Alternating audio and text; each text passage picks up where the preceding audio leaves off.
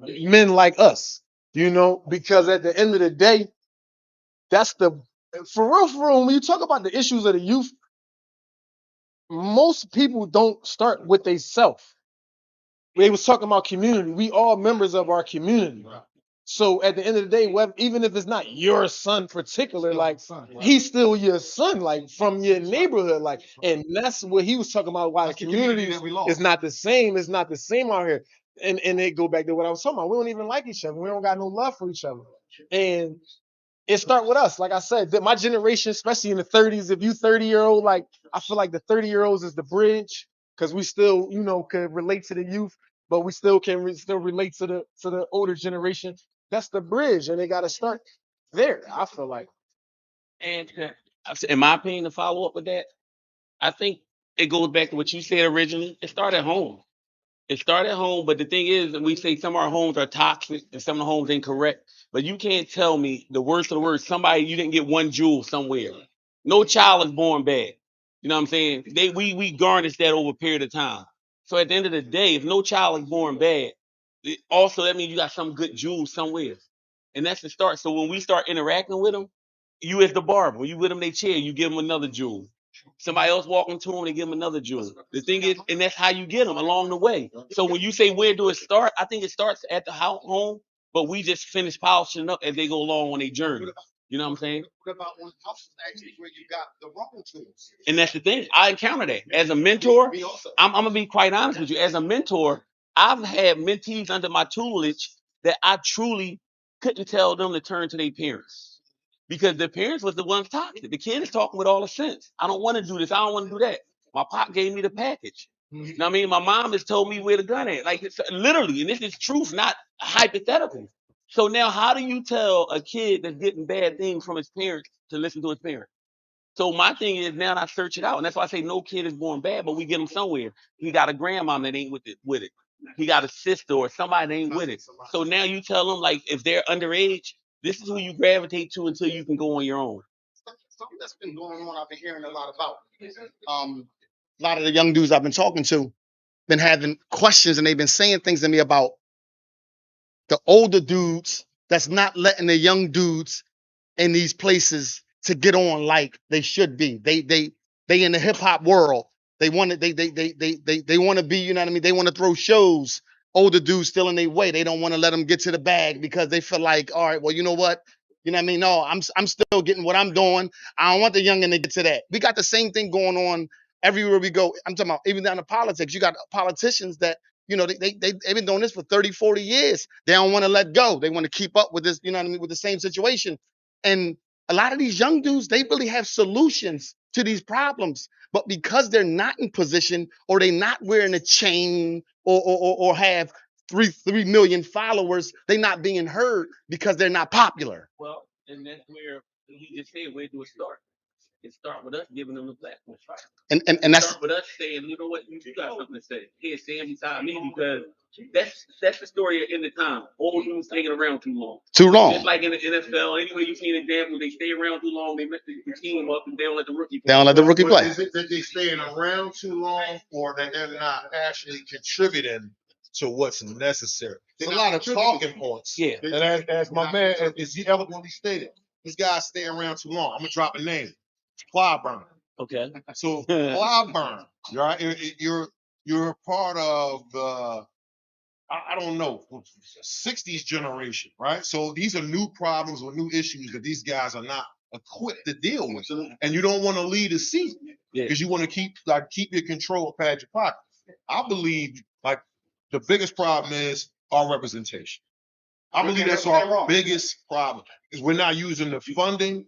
We're not using any of the resources we could to stop these guys early. So, okay, I'll say I'm not disagreeing with you, but yeah, sure. Let me just respond to that. You sure?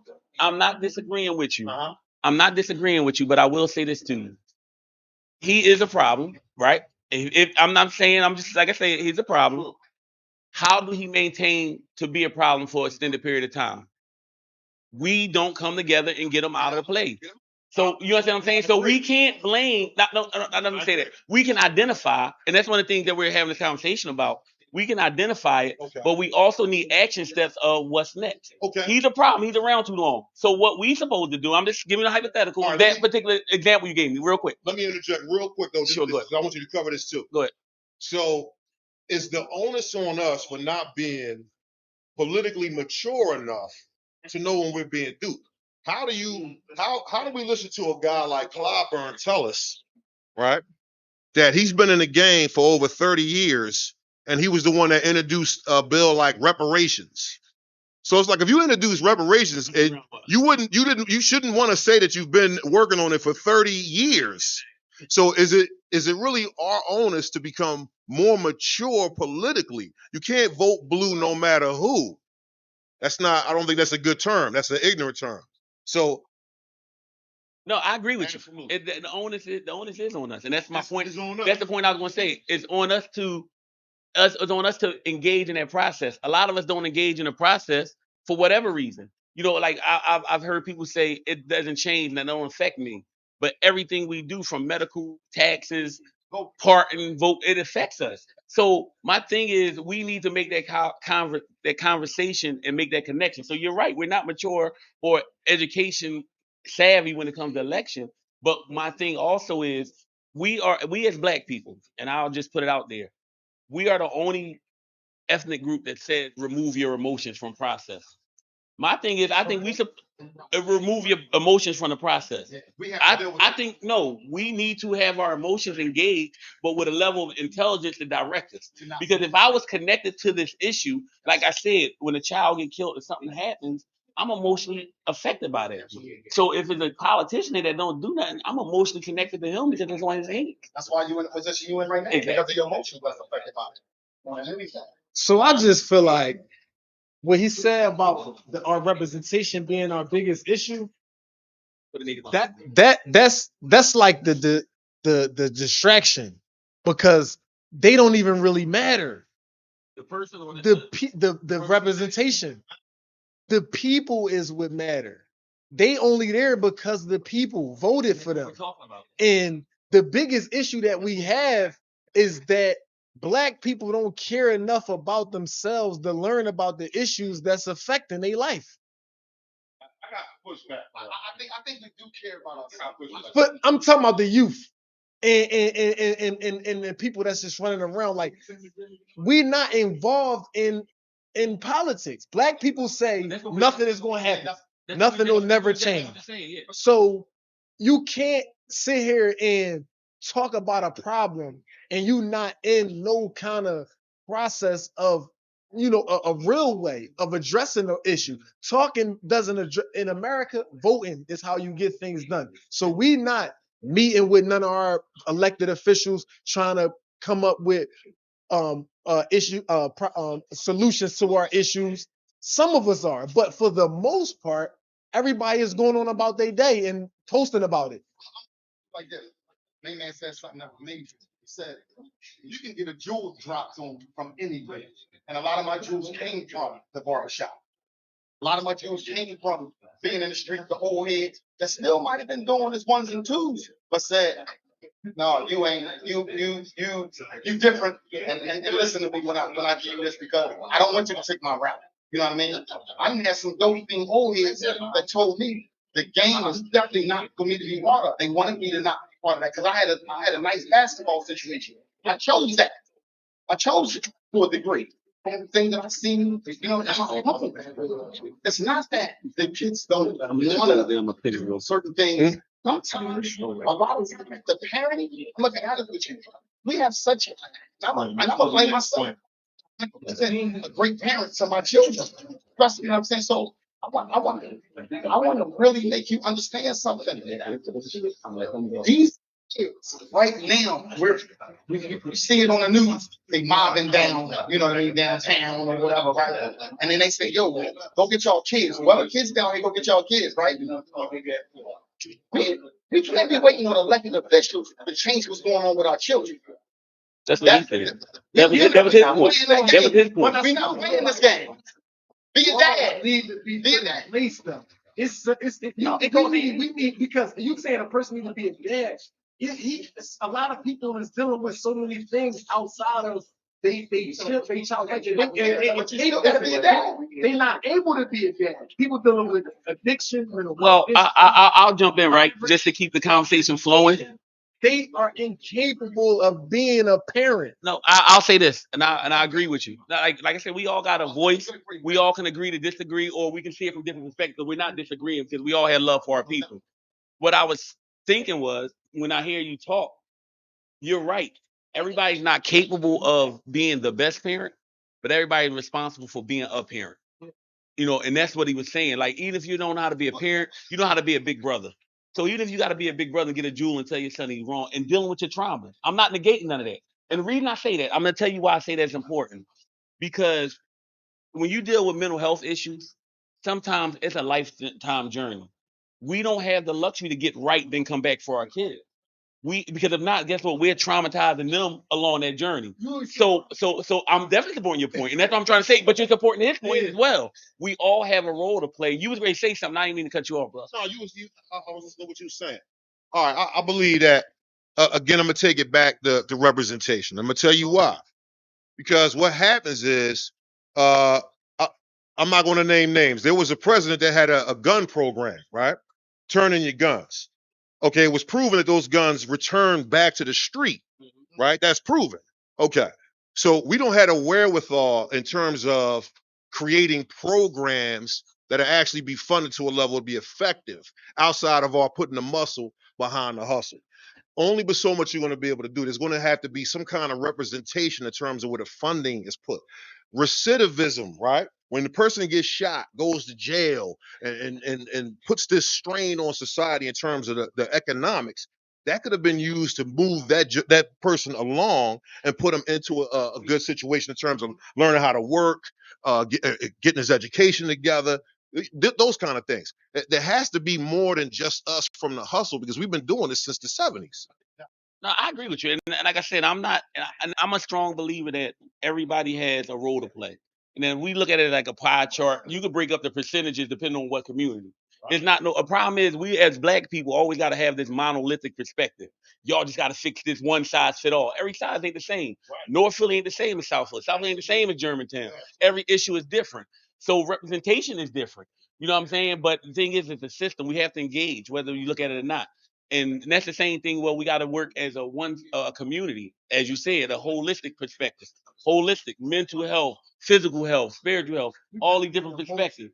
Rick, all these different perspectives. You know what I'm saying? So my thing is, with all these different perspectives, it's important that we also be inclusive of our women. I want to pivot real quick because when we have these conversations, a lot of times we think about our women in a secondary role, or we talk about representation when we think about female representation. So my thing is, even when we're talking about the family structure. Brother talked about parents being parents, and immediately we went to the fathers. You know, we got to be more inclusive of the women's role as well as we got to be more inclusive of, as men, how are we protecting our women? What are we doing to help them along the way while they're nurturing our parents? So, with that being said, I'm gonna throw it to you real quick because you said community, the role of the black woman in our community. and it's a major role. Yes. Major role. The black woman is a major role. I'm gonna tell you how serious the role is for me because my grandmother raised me. You know what I mean? Black woman, 4'11", 120 pounds, soaking wet. Um, and without these women, we don't get a lot of the things that we really need to nurturing. You know what I'm saying? The scrape on the knee. You know what I mean? And mom or grandma making sure that thing wiped down and alcohol down and make sure you have what you need. You know, there you go. So my thing is, let me tell you something. And he said it. We messed that up when we, like he said, secondary role. When in all actuality, we should be putting them equal to us when it comes down to these children and the issues that we have in our communities. You know what I mean? Some people will say the roles have changed now when it comes to men and women. I hear a lot of that. Like, a lot of men aren't really playing the parts that they should play inside the households where a woman is playing the man and the woman's role. That's not my situation, but I hear a lot of things about that. And with that being said, what happens is that when a woman is left with a son, a woman's left with a son that's going to eventually grow up to be a man. You know, you look at it and you say, all right, well, some people may look at him and I met a little kid who actually sat down when he went to the bathroom, to urinate. And I'm like, that was different to me. But I had to dig from the time he was born to the time he was 12, 13. He watched his mom go to the bathroom. That's who we seen in the house. His mom, his sisters, his aunts, them go to the bathroom. So all he was doing was reenacting what he seen. We learn from what we see. You could tell me something to do all day long, but if you do something different in my eyes, I'm gonna do what I seen you do. So that's the problem. Now we'll speak about, you know, the men. Like I get up early in the morning, going to work. You'll see men lined up on the corners outside certain places doing too much of nothing. Nothing. The young boys is reenacting what they seen. They standing in front of the poppy store. You know what I mean?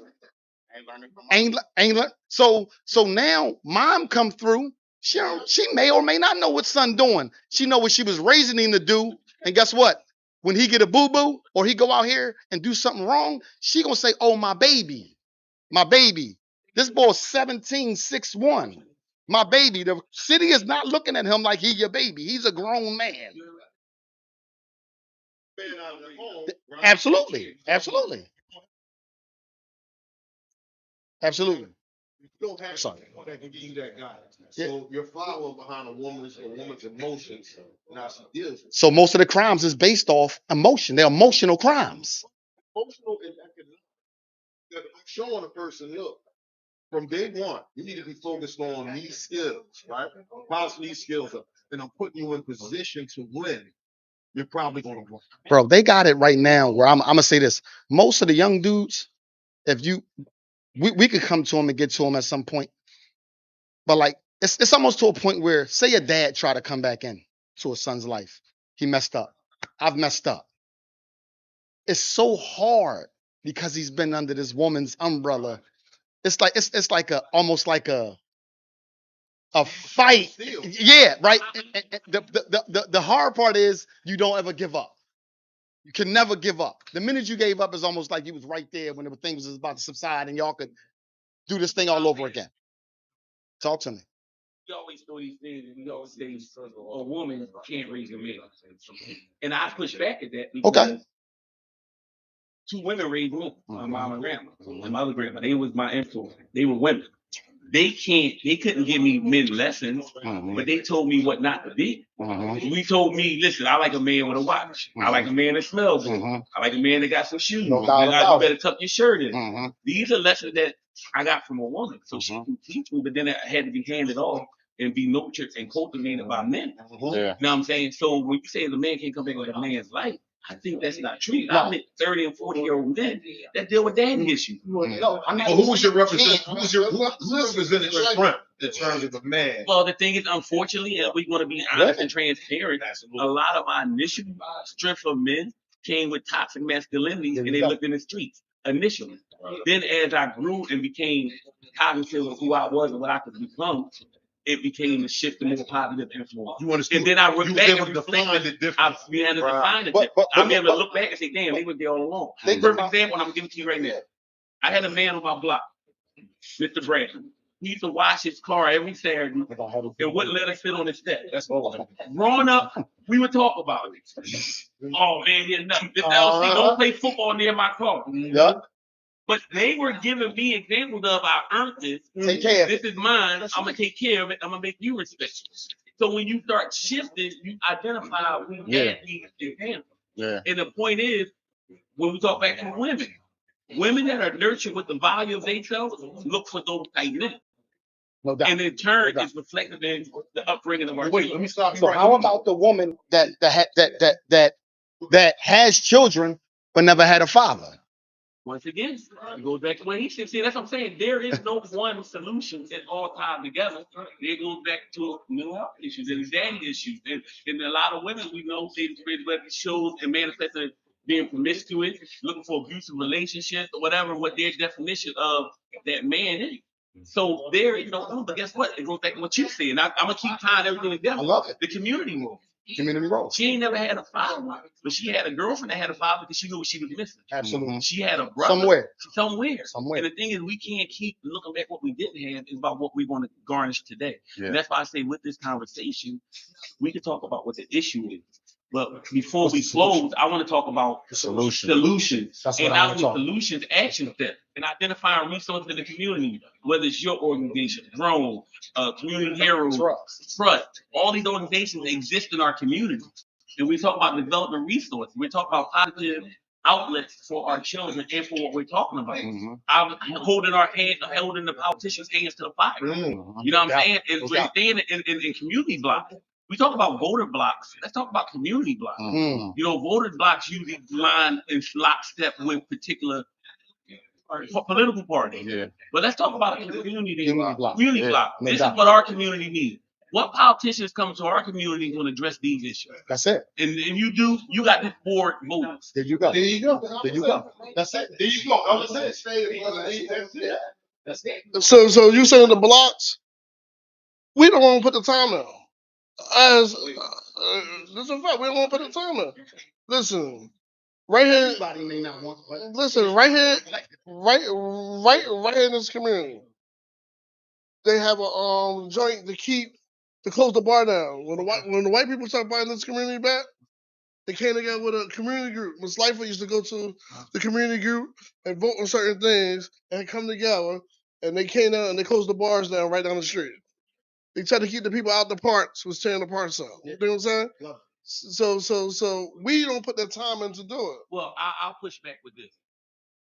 That's awesome. I'll push back with this, and I'm gonna say that I don't agree. I gotta push back, and I'm gonna be honest, because we get it done when we want to. It doesn't take a lot of it. The problem is we're the only race that seems to have this huge run meet, and we all got to run in the same direction. It doesn't take a whole bunch of people to run in one direction. For example, you care, I care. I'm sure you got 2 or 3 people that love you that agree with you. That's 4 right there. Same for you. And it doesn't take a mass movement. It just takes a movement. And believe it or not, we have enough sheep in our community, and I'm not saying that in a negative way, but people that don't have time to rule out but trust you and say, guess what? I'm going to go in conjunction with what you're going with. And that's how it starts. What the problem is, we 20, 30 years behind look for that black messiah. We don't need that one push. We just need that individual movement, whether trust want to do it, whether community heroes want to do it. We all work together. And positive thing is, my thing is this: in our community, it's in such a state. If we can just agree not to kill each other, that's the first part. To love our women, protect our women. These are starting points. Guess what? I don't have to mourn that I can work. Well, You know what I'm saying? take care of my And I family can and start my with my community. family. And the thing is, one step at a time. And when I was going to that example with Mr. Bradley, instead of looking at him and laughing at him, imagine if each one of us that lives on that block swept in front of our house. That'd have been 10 houses clean. That'd have been 1 block done. There's somebody else driving by like, yo, they did that on that block. We can do it. It doesn't take a whole neighborhood. It's a reactive effect because guess what? We are innate people that want to be on an equal playing field. You got the New Jordans, I want the New Jordans. You got whatever the case is, but we do the same thing with positive accomplishments too. We want accolades. We're motivated by accolades, so we got to create that environment where that's more positive than not. You know, and I don't want to make it a lopsided conversation, but whenever we talk about other people do it, I got a problem with that because we do. It's proof that we do. We've done it. We got black businesses. You have a skill. Let somebody else say we don't do nothing. You get up every day and cut the hair probably and pay bills and all that. Let another community define our community. They won't talk about you. right. They won't talk about you. We're taxpayers. We're homeowners. They won't talk about us because they're telling our story. We make the mistake of telling their story about us. We tell our story, talk about positive men in our community. Don't get me wrong. It's not everybody. But it's enough of us. It's enough of us that that conversation needs to be told. Hence, you say we're doing lessons start with our children. It starts there, identifying us. You go to stores, go to work every day. I got a transferable skill. I can do this. I'm an entrepreneur. I do this. I do that, and it starts building momentum around. That's how it starts. So when you say it's not being done, I do agree with it being done. Maybe not on the scale that we need it, but we need to identify it more often than not. We got to understand this with us and being African American black men. Because we always ready. Somebody always ready to infiltrate us. So we got to come stronger. We got to come wittier. We got to come with a lot of different other, things that come with this because it's not just. It might not just be one group of people. There might be several groups of people that want to go against us. Because we fighting against our own people and then other people outside of that. You know what I'm saying? So we always in the midst of something. And I believe that our strength is feared more than anything. Because they know that we can get we done this. They said they talked about us. Well, we having a recession. I'm like recession. I've been recession. I've been dealing with that my whole life. What you talking about? I ain't gotta stop eating peanut butter and jelly. I like it to this day. So that don't bother black people. We know what we gotta deal with. Our thing is, like you said, now how do we deal with it? I done been in so many meetings. I'm meeting out. It's like now I'm at a point where I'm like, okay, meet the boss. How much money I need to spend on this meal? Because that's what this is about. Right? We're gonna sit down, we're gonna talk, we're gonna eat. Everybody gonna leave. Everybody gonna put what they say. What we doing? I just feel like there's a disconnect between elected officials and just average people. Like, because I totally agree with what he's saying. We don't want to put the work in. Like, we do have organizations, my organization, your organization. We do have people out here in the field trying to put the work in. But for the most part, walk down the street, you see what we doing. All you gotta do is walk down the street, and that's what the majority of our men doing. Like you say, they're in front of the poppy store, bro. They're not worried about the fact that Biden just passed that Clean Energy Act and they raised first everybody off of the gas heaters. So now your grandma crib, she gotta go electric, her whole house not weatherized. It's not even gonna heat the crib. And this is about to happen in 5 years. They ain't talking about that. Nobody care about that. Because they worry about something else. I'll say this, and I agree with you. Once again, I always preface that I don't totally disagree with you. But what I say is that as a people, it's hard for us to thrive when we always in survival mode. The thing is, I don't have the luxury to hear the nuance, but you know, it's your job to educate everybody. Right. It take you $50 to go make some flyers and say exactly what you said and pass them out. Because a lot of times the reality of it is we just don't have the luxury. If I'm trying to keep my kids off of Market Street from running up and down the street, I'm trying to put food in the house, I'm trying to do this, I don't have the luxury. Because in my mind, it doesn't affect me. So my thing is, it's our job as a community, it's our job as men that know, it's our job as the understanding to share it. And that's why I say, I don't believe we don't care. I believe there's just some that don't. Like I said, if we ain't monolithically bad, we ain't monolithically good. Right. But I just think a lot of us have different reasons that distract us. You know what I'm saying? And the thing is, it's our job that know. And that's this conversation is. The conversation is he's getting a haircut. He ain't got no time to go to the weed. But he can pick a jeweler while he's getting a haircut. He ain't no time to even see me got paid. But we can sit here and talk while we're here. These conversations have to be more pervasive in areas where it's in the midst of what we're doing. Cause I'm eating out. I'm programmed. I'm doing all those things. But I'm not my people out. So whose job? So whose actual job is it, right, to monitor that part of it? When it be our elected officials? Right? Okay. So that brings me back to my point. We have not been getting proper representation. At all. No resources, right? There's nothing for you to tell the youth to do besides watch TikTok. I can't send you to a program where I code or do certain things because it's not in your neighborhood. The schools is closed. The streets are trashy. They cleaned up when the Pope came. The city was sparkling. So where is the money? Y'all have the resources. Y'all just not interested. We have the whole Democrat. If we're the vote, unless you have policies. That's what I'm. But that's the issue, though. We don't vote. Philadelphia had my cousin know the exact numbers, bro. But out of the registered voters, man, only like 30-40% of them voted, bro. We don't vote. But think about it. That's because no one's talking the language that motivates you. When Obama voted, when Obama was president, the line was like Star. Right. So people thought they would actually get representation, right? This is why. They threw the tea in the water, right? Listen, no tax. That's not why they threw tea in the tea, but that's another story. No representation. I'll tell you why they threw tea in the water. I'm about to tell you. The tea wasn't about taxation and representation. It was more so about entrepreneurship. The dude that owns tea didn't want them to get it from nowhere else. Are you serious? I'm dead serious. We was bamboozled. I got it up. Well, you know, we always been bamboozled. You know what? Look it up. It wasn't about taxation without representation. It was about entrepreneurship and different business. But just not to get sidetracked, right? No, we ain't gonna get sidetracked. But to his point, though, as far as with the representation, I agree with you. And That's what my organization is out here trying to let people know. Black Convicted and Still Here, that we need representation that is like us. People don't know that a convicted felon can be the mayor. I didn't know that. A convicted felon can be city council, state, not a state rep, city council.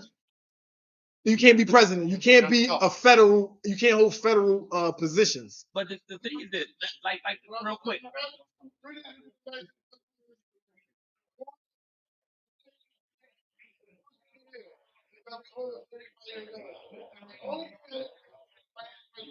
But certain things exclude you from being eligible. But the And thing being is a convicted felon would exclude you. But you can run for state and local office. And that's what we're trying to let I people don't cut you know. off, but I really want to, like, before we wrap this up, everything we all said, we definitely talk about representation. And I'll say this, and this is the most important part we got to understand overall. Everybody's not qualified to do everything, nor do everybody have the interest in doing everything. So we can't get frustrated if this person over here doesn't understand politics enough to know the whole accounting with accounting. I can't get mad at him if he say, "Look, I'm gonna focus on entrepreneurs." I can't get mad at him if he say, "Look, I'm gonna focus on anti-violence." My thing is, we're in the country that have multiple defense mechanisms: got the Army, Air Force, the Navy, Marines, Coast Guard, and whatever I'm forgetting. I like that analogy. Now, with all them, they all objective to what? To protect this country, either by land, sea, air, whatever. But they all have one objective. That's what we have to understand in our community. Your objective might be politics. Your objective might be family structure. Your objective might be entrepreneur. Yours might be mental health. Put that all under one number. And then just get it done. all under And one as long as we addressing those issues, so I'm not trying to get away from the most important part of representation, holding accountable. But what I'm saying is, like the brother over here talked about holding our families accountable, and parents being accountable. For me, I agree with it. But what does that look like? Because we have to have that under a system that's not oppressive to our people. Absolutely. Because, for example, the same example you gave, what if it's a grandma that go to bed at 8 o'clock and she thinks the door is locked and he sneak out the back window? And then he do something, should she be held to the same standards as the mother that don't can't open the door for her? You know what I'm saying? Like we understand that these systems, they have the system is broken. Or it's broken for us because it's working the way it's supposed to work. So I say that to say we don't want to leave here feeling discouraged and not optimistic about our rights to change and have our community different. We don't want to leave here not understanding the accountability we have for our women. Right. We don't want to leave here understanding what we got to do as parents, as citizens, as voters. You know what I mean? We have to engage in all these areas. And so as we bring close, I would love for us to go around real quick and just hit a point that's doable, whether it's to you or somebody else, a point that's doable to get what we need to get done. And I'm gonna start with you. I would agree, right? Wholeheartedly. I think what happens is the disconnect is the problem. We need to do, as you said, like the military, we need to be airline and city. We need to get a union together, right? I need to find out what you're doing, my brother, and what he's doing, Right. and we need to pass this information. Right. Say, look, however I can participate, all right, on advancing your area for the board, let me get in on it. That's what I think we should do. All right. Real quick, can you tell me when you close this out? Well, what I think we should do is, like I've been talking about, is voting. I think we all need to get involved in that voting process. We need to understand who the candidates are, understand what our issues are, and be more involved in that process.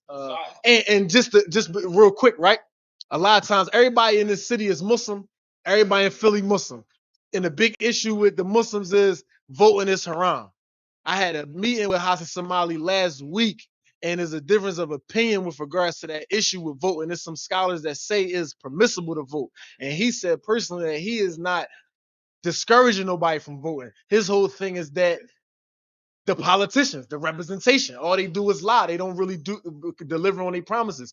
So for the Muslims who feel like there's an issue with their religion or whatever with voting, you're not opposing Islam. Let's say this. One of the biggest things in our community, you all know, is communication. We know communication is something that's big. All of us, we're all talking now, trying to figure out what we could do to collectively come together to see whether we can help out with the community itself. My thing is I'm gonna always make myself available. You know what I mean? My availability is I have a cell phone that gets to me on a dime, and I never cut it off. So whether it's for a child, a family, anybody, an elder, I'm always available. Whether it's groceries, to go mentor a child, you know what I mean, help out with something that's going on in the home. I'm making myself available. Availability. Definitely. You too. No, you. I got you that. For me, man, it starts with love, man. Like love, you gotta love each other. And like Zach pointed out, Quick we gotta note. communicate with each other. We gotta talk. What we We need to gotta, do we now. gotta, we gotta all sit at the table, and we all do get at the table. We gotta bring them up the street, and bring them to the table to talk about some of the solutions, some of the problems, making up solutions, and things like that for them. So it's like, critical messages. That's where I like. You should be gonna be come out your mouth, and you gonna take heed of your community and say, put some actions behind it. Yeah, real quick. Give me something. I just think that one thing we all can do, we bring prayer back into schools, back into our workplace, and I believe that that'll be a big help for all of us. All right. I guess I'm. No, I agree with everything. I guess for me, I'm gonna wrap it up and say, I just think that what we can do now is start identifying, giving value to each other. I think we devalue each other so much that in order for me to feel big, I got to make you small. But I should see your value and see that you as big as me and make me strive to be as big as you. And I think if we get that, that'll translate into our families, our women, our children, understand that we got to uplift each other and see the value in everybody. And through the organizations that we have, trust, grown, community heroes, we all going to instill that there are a platform for everybody to get the opportunity to do that. So with that being said, man, I want to thank y'all for this opportunity. Now, this is maybe the first of many, but the whole thing is we're gonna keep these discussions going on and off camera. But the most important part is to just see the value in us. Because if we don't see the value in us, we ain't gonna see the value in our children, we ain't gonna see the value in our community. And then guess what? What happens? When the devalue starts, that's when everybody else come in and change it and take it and build it up and move us out. So let's value ourselves, man. With that said, let's wrap up. Let's out of here. Appreciate you. Incredible, man. Incredible. We got the sign-in sheet going on. I think everybody should click clack on that, take a picture. Thank you.